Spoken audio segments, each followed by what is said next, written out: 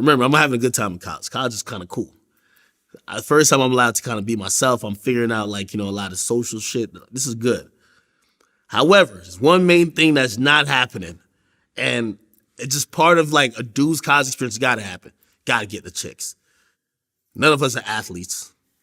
We ain't got nobody too tall. We ain't got nobody too talented at anything. And at first, nobody is in frats. Like, if you go to a college that's a little bit urban, there's D9 frats, they getting all the chicks. The football players, I don't care. It could be the lineman. I remember there was this lineman dude had to be like 400 pounds. He was surrounded with chicks. I'm like, Jesus Christ, I gotta get on the football team. I'm too short. I'm like 5'9". Like, can't do shit. Like, what the fuck? How the fuck we gonna get this? So really, the interesting thing about college is that it's a different social structure. It's not that dependent on money. It's dependent on almost status, right? And I'm like, damn, okay, we can't join the sports team. Well, we could try to get in the frat. And it was almost luck a bit. All the frats got suspended because they do some shit called hazing. Yeah. And like there was a female who basically just like snitched. It was like, yo, these motherfuckers beat my ass. And there was an investigation, made the news. And the whole, every frat was just like, they were just acting like they weren't a frat no more, right? Because you don't get caught. It's like, if the cops show up on the block where niggas selling drugs, everybody just keep walking away like, right? So the frats used to throw the parties. Nobody's throwing parties. So me and my homies was like, man, everybody wants to party, but there's nobody throwing parties.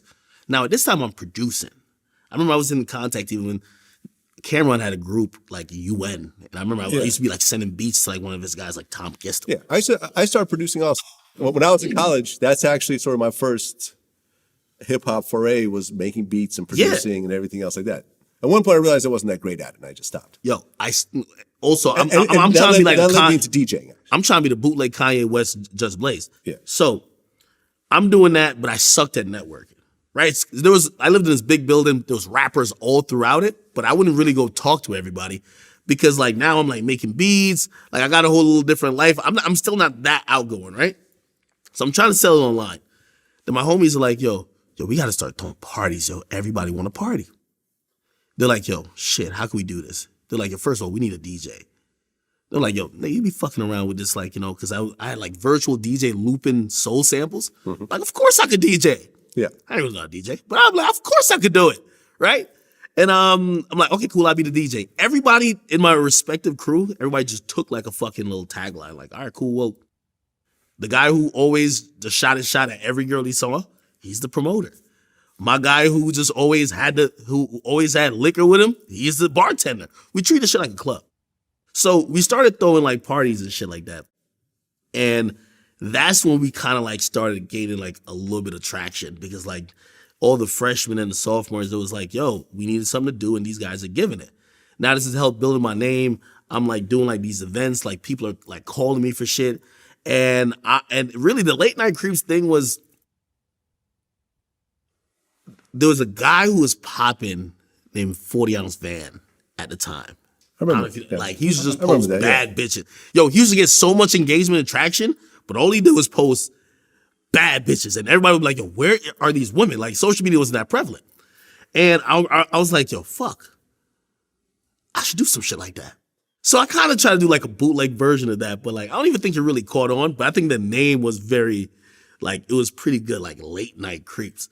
Then I tried to turn it into a gossip site, which something else became a little popular on campus. It was like, you could give anonymously like a story of some shit that happened like the last time. Like, yo, I saw so-and-so creeping this last night into blah, blah, dorm.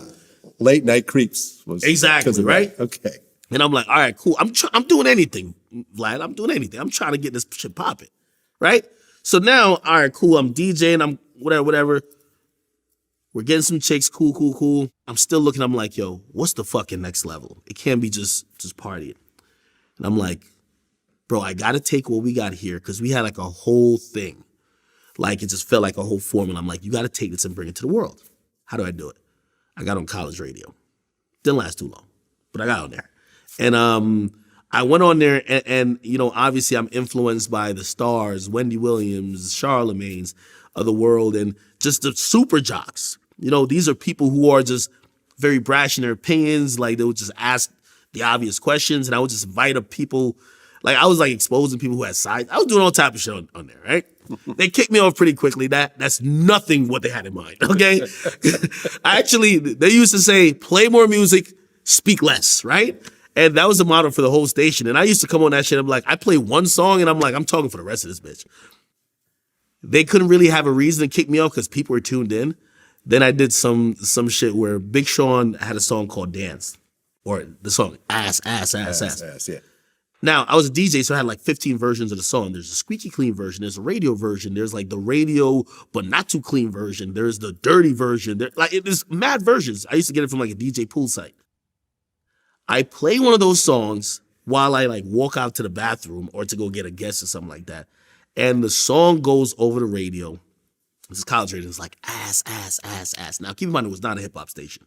So it's really supposed to be a rock station, but it's a student station, so you can't stop anyone from being on there. Yeah. The program director used to listen to my show at the odd hour it was at, and they called me in for me, and they were like, yo, the word ass technically isn't against FCC rules, but if you have a fucking solid minute of something just saying ass, ass, ass, ass, ass, kick me the fuck off of there. You get me? Here's what happened in that time, though. In the last few months of me being on that station, I was always thinking about audience. And I was like, we'd have these meetings and they never really told me. They were like, your show's popular. I'm like, how many people? They never really told me. I'm like, what the fuck? So what I started doing, I took my show and I started putting it on YouTube. I would just throw everything on YouTube. By the time they kicked me off, whatever I put on YouTube already was like, it would get like 1,000 or 2,000 people like watching it, right? So we get 2,000 views. Already I'm thinking like, I don't know how much I'm getting at the station, but shoot, I'm getting some shit online. So for the next year, 2 years, I pretended to still be at the station